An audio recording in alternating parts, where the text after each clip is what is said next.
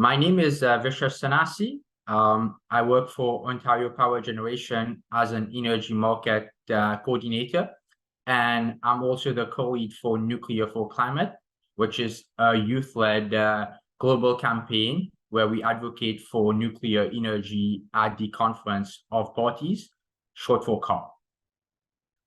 I want to tell you, this is probably the most exciting times to be involved in the nuclear industry right now, for a couple of reasons. There's a lot of innovation that's happening that we've all heard of, whether it's small modular reactors, SMRs, hydrogen, new nuclear, or even nuclear power plants that are being extended from around the world, or nuclear refurbishment. All these is creating a good feeling factor for nuclear. And we have seen that last year in 2023, where, for example, there was a lot of partnerships from different countries to advance the nuclear program through different initiatives, whether it's the France-India partnership in terms of small modular reactors, the United States and Ghana partnership, or the Canada and Romania partnership. So this is one thing that we saw in 2023. At the Conference of Parties, COP28 in Dubai, there was two very good news that happened in terms of nuclear energy.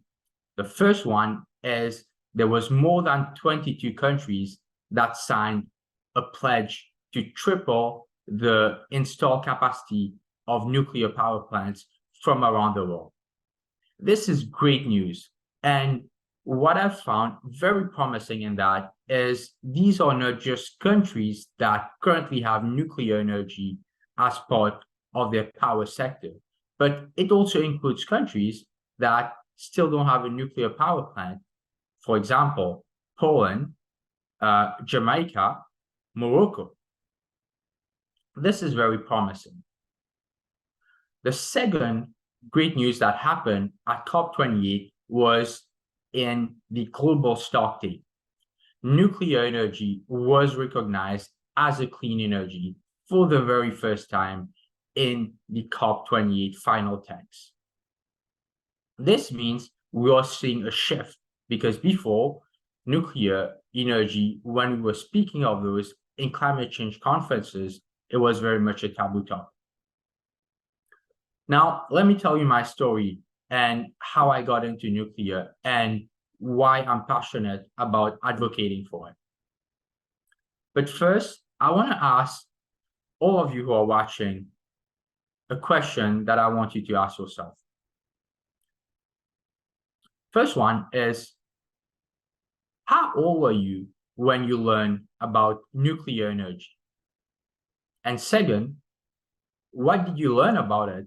And what was your initial feeling about it then?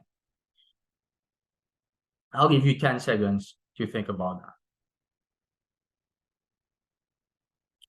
Now, let me tell you mine. I actually learned about nuclear energy when I was 22 years old. Think of that, 22 years old. Thinking about it, it really depends on your surrounding, whether your friends and families work in the nuclear industry or in the clean energy industry. Mine didn't. The second thing I was thinking about, it depends where you are studying. For example, I did my chemical engineering degree in University of Alberta, which is in Canada, and it's an oil and gas province. So not a lot of nuclear energy talks. It is only when I got an interview for to work at a nuclear power plant that I really started researching about nuclear energy. And when I think of it, what I learned about it, I didn't even know nuclear energy was clean. And now I don't want people to be like me, be 22 and then learning about climate change, learning about nuclear in general and its role in the many sustainable development goals it has. So that was how I got into the nuclear industry. And when I started advocating for it through an organization, a youth organization in North America called North American Young Generation in Nuclear, NEYGN, I started to dig more into it, how it contributes to a wide variety of different solutions. Probably most of you know about how nuclear energy can help in the decarbonizing of the power sector. But what often I see people don't know about is how it helps in terms of the broader energy sector or in terms of even above the energy sector. For example, in water desalination, nuclear plants can be used to power desalination plants, and it is used in countries such as India and Japan. This is key in countries that are very scarce in water. For example, Middle East, when they are building their nuclear power plant, for example, in the United Arab Emirates or in Egypt, these nuclear power plants can be paired to power a desalination plant. Another sector which people don't really think about is the building sector. Buildings need heat to keep the building warm, and nuclear can provide that heat energy to warm these buildings. And it is used in many countries in Eastern Europe, such as Romania, Czech Republic, Bulgaria. So this is another great advantage of nuclear energy, because not only it provides the heat to the building, but it provides low carbon heat, and it allows us to transition away from using fossil fuels and natural gas to warm those buildings. If we speak about climate change, you will hear two terms. What I spoke about decarbonizing, it's in terms of mitigation, so reducing the carbon emission. But there's a second piece, very important again, that we should think about. It's adaptation. What about countries that are already seeing the impact of climate change and they need to adapt to this weather change, to this condition change? And nuclear plays a huge part in it too. And I'll give you two examples. First is crop irrigation. Isotopic techniques developed by the International Atomic Energy Agency in collaboration with the Food and Agriculture Organization, the FAO. They use isotopic techniques in countries such as Namibia to basically find efficient ways to irrigate water, to irrigate crops. And what that allows, especially in countries in Africa where there's drought, it allows them to save water and be very efficient in terms of irrigating those plants and having the same crop, having the same number of crop variety. The second, another example is in terms of plant breeding, in terms of mutation techniques. It is used in continents like Africa and Asia to find the best crop breeds that are more resistant to droughts or flooding, for example. When I think of that, this is very important because in countries, nuclear really plays a part, not only in countries that have nuclear power plants, but around the whole world. So that's why I'm very passionate about nuclear energy, because not only it helps us to obtain clean and affordable energy, but it probably, and it does play a part in all the 17 Sustainable Development Goals that the United Nations have set.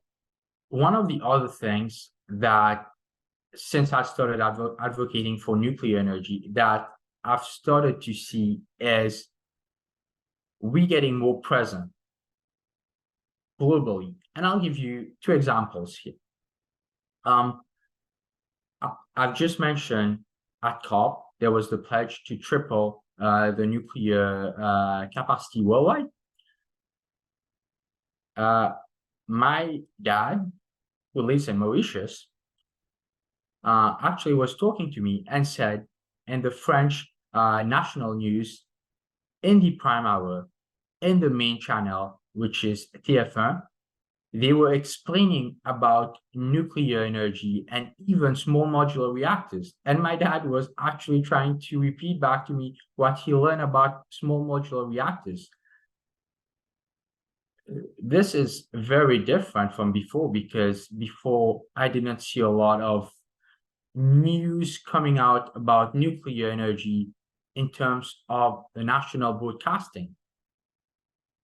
A second example I will give you, I got the chance to visit Poland last year, and Poland is going to add nuclear energy as part of their power electricity mix.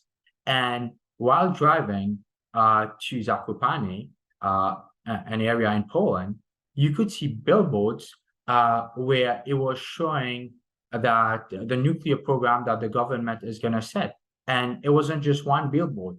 There was more than 3 or 4 billboards along a 2-hour drive that I saw. So people are seeing, and it's getting in their mind, there is nuclear energy there that will play a big part. Even in Canada, where I'm from, driving to work 1 or 2 times, I even heard advertisements about power utilities trying to recruit workers to work in the nuclear industry. And this, I've never heard of that in my first 4 years in the industry. And this is what we also need to see more.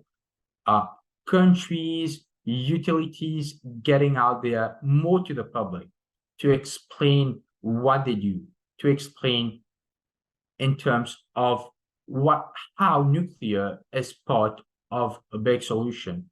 Climate change, whether it's for the climate change, whether it's for climate adaptation, whether it's to help the increased electrification that we're gonna be needing. So that makes it very promising again, because you've seen a shift in mindset in terms of people seeing nuclear. It's being more visible, it's being out there more. Having said all that, if I have a key message for you, for everyone from what I've just said, is be aware of what nuclear in general can offer in terms of solving many problems. But more importantly, be an advocate of nuclear if you can, and support initiatives such as the Nice Future or Nuclear for Climate, who are global, who are trying to get out there, deliver the message about nuclear energy.